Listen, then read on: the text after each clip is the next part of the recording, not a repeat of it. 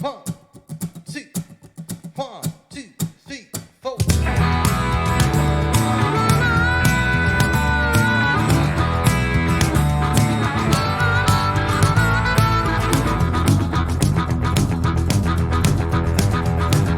Just so many hours you spent on the phone, I wasted here loving you.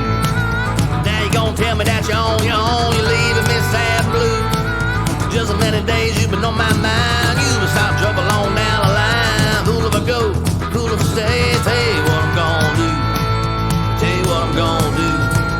Tell you what I'm gonna do. Let it roll, let it glide, let it fall. Howdy. This episode 31. Good morning, Mr. Producer. I was just sticking with Don Cornelius. That's my favorite name so far. How are you today, sir? I'm good. Episode 31. 31. Not as exciting as 30, but right off the bat, because we had our big 30th. Oh, you know what? I just thought of something because, of course, we have no plans of this. My bobblehead collection, I received for Father's Day a Bob Ross bobblehead. Do you know who Bob Ross is?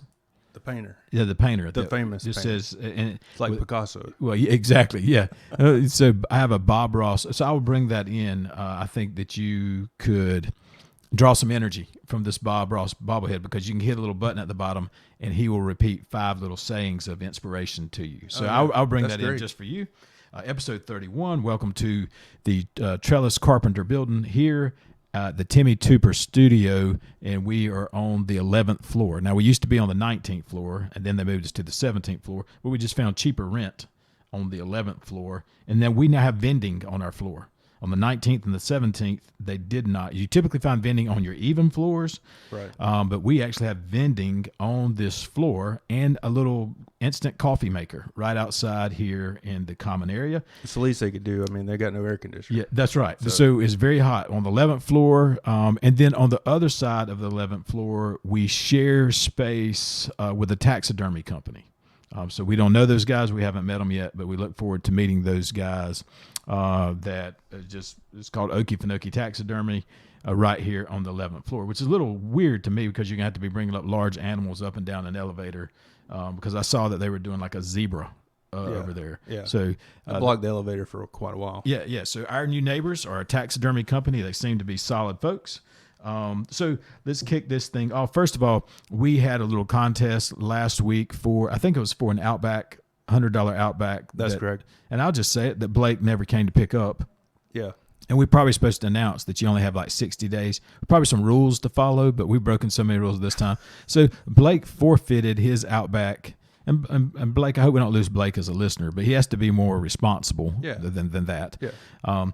So to that end, we asked you to share our program and to like Jake and Ed's, our friends over at Jake and Ed's, their Instagram page. And so we randomly now we normally try to show you who we're pulling to try to make it as if we have credibility, but our data indicates from polling numbers that our show has no credibility whatsoever. Exactly. So we don't worry about that kind of stuff. So before the show, we tried to match up and do all this kind of fancy stuff. We just finally randomly picked a number, and our winner is Mia Mobley. Well, she's not a Mobley anymore. She is a Reddick. She's a Mobley Reddick. She's a Mobley Reddick. So she wins our... Now, Mia, dadgummit, I'm giving you 3 weeks to get with us to pick up your cotton picket $100 Outback card. If not, we'll just keep siphoning off that same card over and over. So what we're going to do today is, because if there was one thing that our show is really, really strong at, it is strong transitions. I mean, Go ahead. Did you want to say something about the sponsor? Oh, I yes. thought you did. Speaking of strong transitions. You don't want to make these people mad. No. So listen, we've got a problem in our community. In a small town, we have troubles picking sponsors because it's such a small town. If we pick one, we're afraid that somebody else is going. So Miles Odom has been a sponsor. Those are good friends of ours. Yes. And so the other hat that I wear in my clergy responsibilities, I'm frequently at funeral homes, and the guys at the other funeral homes give me a little bit of a hard time. It's funny that you hang out at funeral homes and we're sharing a floor with a taxidermist. The taxidermist I office. just wanted to say that. Yeah. So, so Miles Odom, my buddies, my neighbors, listen, Rodney Music and Brock and Bradley, those guys, like, I've grown up with those. So in the funeral home world, now we get over to Blackshear. Adam Hart's one of my buddies over here, but Pearson Treadwell, they're not Dial anymore. It's Pearson Treadwell, right? Pearson Dial. I got Pearson Dial. We're going with Pearson Dial. So Pearson, yeah, it is Pearson Dial. So Pearson Dial, those are friends of mine as well, but they actually follow and watch the show, which somehow makes me nervous and probably say, why would anybody want to They're leave? monitoring. They're monitoring your blood pressure. Yeah, that's right. So they think I might drop in it. So all of the funeral home guys in this area are really good friends of mine, and they're just like, Clay, we've never been a sponsor of the program, and so I'm not going to get into who said what, but two of the office members looked, and then the other guys, oh no, you don't have to pay anything, it's free. And the other person in the office just like, well, you can sponsor something for free. Well, why wouldn't we do that? And I was like, man, we have a really poor marketing plan. Poor. Yeah, but they are correct. You sponsor the show for free. Other than Brownings, bless their hearts, they gave us $5, and so we'll always mention Brownings.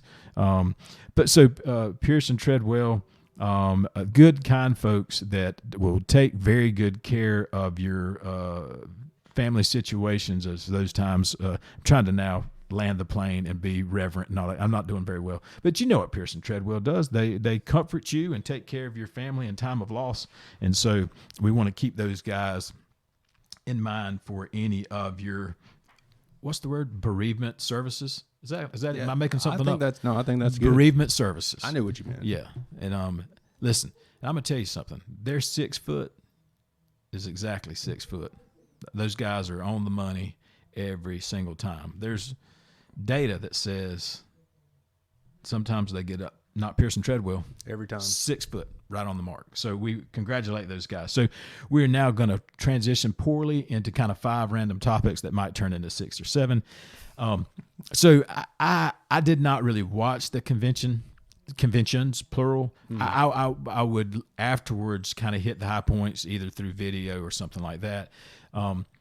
So here's what I would like to do is, how they just say, I wish so-and-so would move to Canada. And the Republicans say, I wish those Democrats in Hollywood would move to Canada, or y'all move.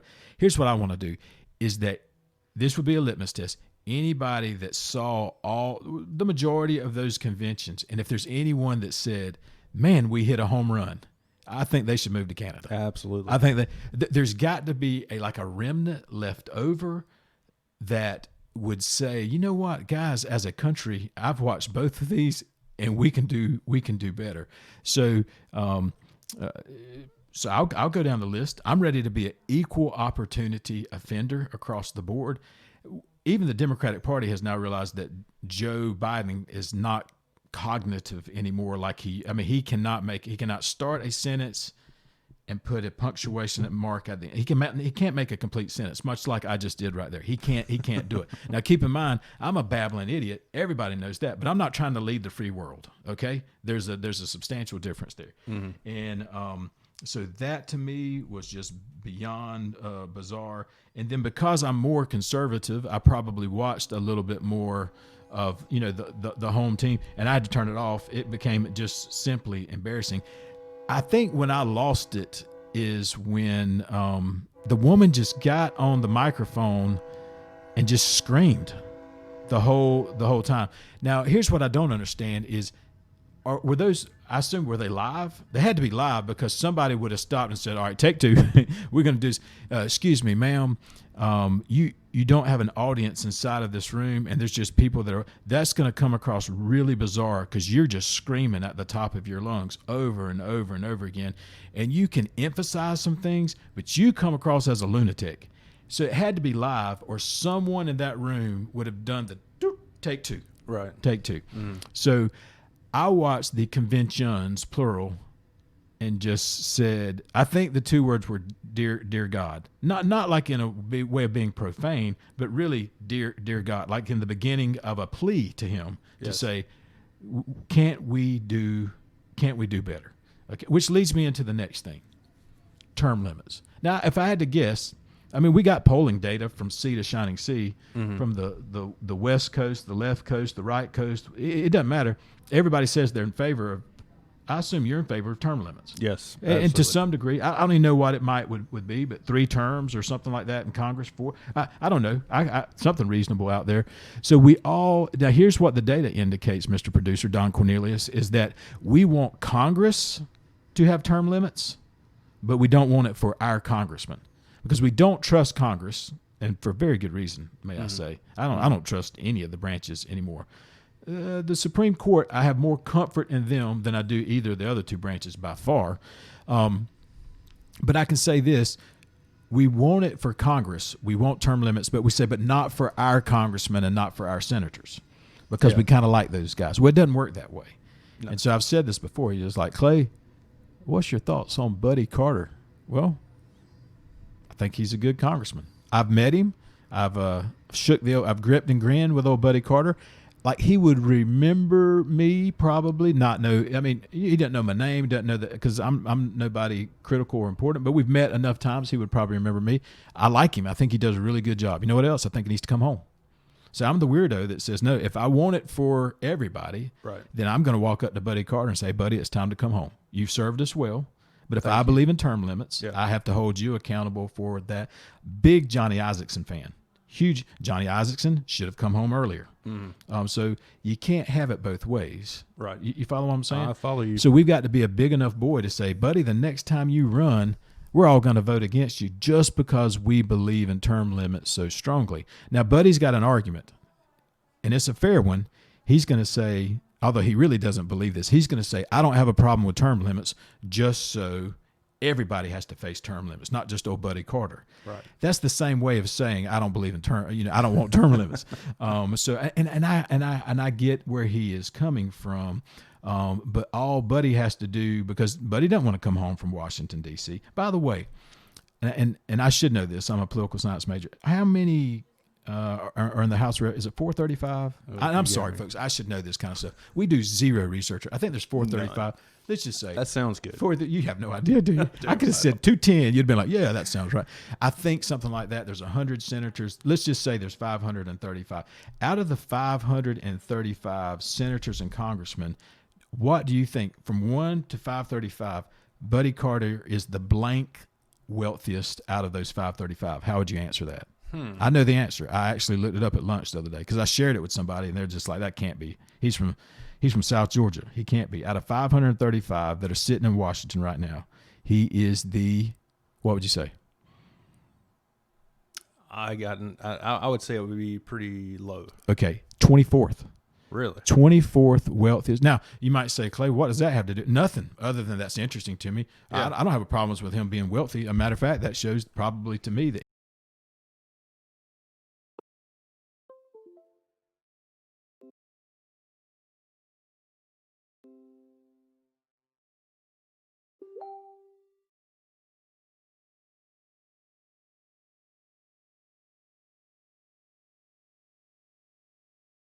this is interesting, fans at home, that you're not interested by this at all. Obviously, number 1 comes from Georgia as well. That is Senator, and I can't say her last name, Loeffler, the new lady. And so she's at the $500 million mark. So she's number 1 out of 535. Wow. Also from Georgia. And was at the Okefenokee Country Club this week. Now, here's my question. And once again, I don't have any issues with this, but she was at the Okefenokee Country Club, and she was at Jerry J's, and she was with Brian Kemp. But did she have an outing where she could meet people? And she might have. I just don't know. I didn't hear about it. Yeah. So why would you come into a community? And I know why she went to the Okefenokee Country Club. I don't know specifically, but she went and met with people that are of importance. And why would she not invite 2 or 1 star, you and Woody? Oh, well, the fact that Woodrow was not there, and by the way, Woody's not here today because I'm getting my truck cleaned. And when I get my truck, and it's a long story, but the same day I get my truck cleaned, Woody can't come with me. But anyhow, so to that end, Mr. Producer, you're dead on, and I never thought about this. We only have 1 celebrity in this town. Well, 2, Burt Reynolds. Has he passed away yet? I don't think. Yeah, I don't know. Think he has. Is Burt dead or alive? I don't know. I mean, but so to that end, we have Burt Reynolds and Woody, and Woody wasn't even invited. No. I have a sneaky suspicion that who was invited to the Okefenokee Country Club? Call me crazy. People with checkbooks. Yeah. I think that's who was invited to the Okefenokee Country Club. By the way, they'd be surprised. Woody's doing better than people think. Yeah. I mean, he's got some royalties from movies that he's been in, but Woody wasn't invited. He invested big in Zoom. Yes, he did. before all this. Right before it all hit. Yeah. He was a smart dog. So she was here. She's number 1, and David Perdue, number 15. So we've got 1, 15, and 24 on the board of the top 3 wealthiest senators and congressmen. But that's probably neither here nor there. So That is very interesting, though. yeah, I will give you that. Yeah, the old pharmacist from Pooler or wherever he's from, Rankin, 24. 24. He's doing pretty well. He sold a lot of amoxicillin over the days. Okay, so but by the way, still my pharmacy of choice. Look right here, Browning's Pharmacy. I don't care. Buddy Carter opens one up in Waycross. I'm still loyal to Browning's Pharmacy. Absolutely. And Mia won something today. I think they should send us another $5 something. Something. Okay, all right. Next thing, and extremely random. But speaking of pharmacies, here's a transition: is we like real medicine, like that comes from a prescription from the pharmacy. We keep and we're responsible for. But your over-the-counter kind of stuff that comes in the long, like flat sleeves, and you have to pop open the pill to get it out of the thing. Yeah. We have a hard times keeping those in the box, and for whatever reason, they all end up in a junk drawer. And so, like, you're randomly taking stuff, and you're not real exactly, Yeah. is this for nasal decongestion, or is this for constipation or diarrhea? I mean, insomnia. whatever. We have no idea, and it's just all these pills. So it brings up a question. And so I talked about cleaning out the junk drawer, and then my family's like, well, you can't clean out the junk drawer. Then it's not a junk drawer. Do y'all have a junk drawer at your house? Yeah. Well, now that you say that, we've got a junk drawer and a bin for all this medication that you talk about, and it is totally a free for all. Oh, yeah. And I guarantee, like, you got some. That's the thing. We're like holding on to amoxicillin from 2007 in case that sinus infection comes back up. And we're during a zombie apocalypse, we're going to need that. Is it a bad sinus infection? Because if it's not that bad, we're not using those 2 last amoxicillin. We're going to hold on to those. Right. And that stuff. So we have that. But our junk drawer is.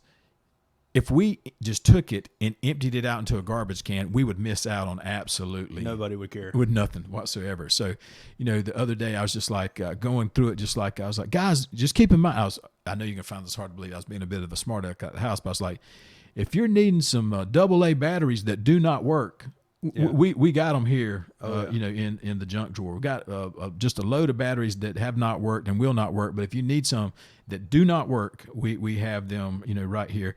And then if you need a Crystal Light packet, circa 2007, we got a Crystal Light packet that we're never going to use, but for some reason said, I'm gonna stick this down in the junk drawer. But we're not going to get rid of it. No. We're gonna hold on to it. No, we can't get rid of it because we might need that Crystal Light packet that's going to make your water taste like tangerine. We've got that right next to the Arby's sauce circa about 2013 because somebody said, well, from time to time I like some Arby's sauce, so I'm going to put this down in the junk drawer. Yeah. And that's just disgusting. Yeah. I wonder if do y'all have junk drawers at home? So we got a wad of keys. Nobody I have knows no idea where what they go to. But you're like, yeah, but if I ever do think they're going to be right here. Yeah. And so no, I understand completely. So the junk drawer is something that we've had a lot of talk. So I just went to go dump out the whole thing, and the family's just like, oh, there could be something vital in there, definitely vital. So the other thing is, I have no way to transition into the NBA, but this is a sad story. And people are gonna be like, oh, come on, Clay, you keep up with sports. I read this article the other day that some NBA teams, and I don't even know if they understand, they're boycotting the rest of their games because of the violence that took place. I was like, well, they can't even do that. They've not started their season. I had no idea that the NBA, and then I would go back to a text thread that I'm in with a bunch of college buddies of mine, and they keep talking about, the Clippers and this and that and all the things that are going on.